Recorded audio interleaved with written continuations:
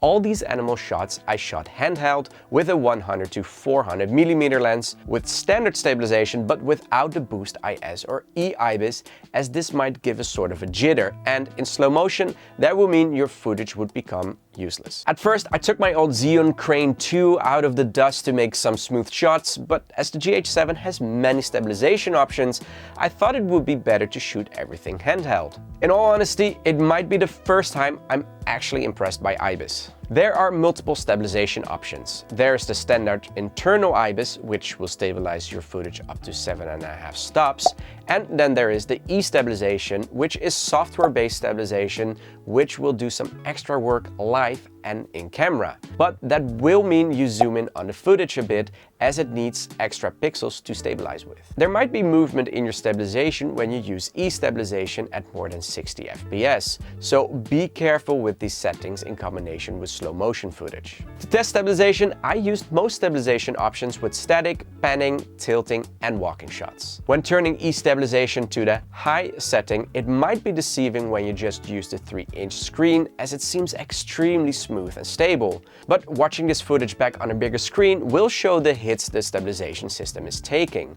So be careful when you walk around and make sudden movements. I think the shock reduction on this camera is very impressive and might do a better job than many other higher priced full frame models. If you do want those butter smooth glide shots, it might be better to get that gimbal out, but you don't necessarily need a gimbal anymore with the GH7, and that is great when you travel light or make vlogs. Even though I don't think many people will buy the GH7 for vlogging, as it isn't the lightest camera, I still tested it with different stabilization modes. I'm just using the standard stabilization internally on 8mm. This is how it looks when you film handheld and you have the E-Stabilization on standard.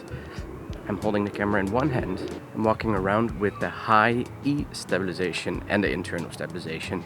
It seems like it's very stable and it's quite impressive if I compare this to other cameras. The E-Stabilization is turned on high and even the boost is turned on because I'm not panning. So it feels like this would be possible. Actually, I'm turning around now, as you can see. You know, for a handheld shot, I'm shaking a bit. Let's see how this goes.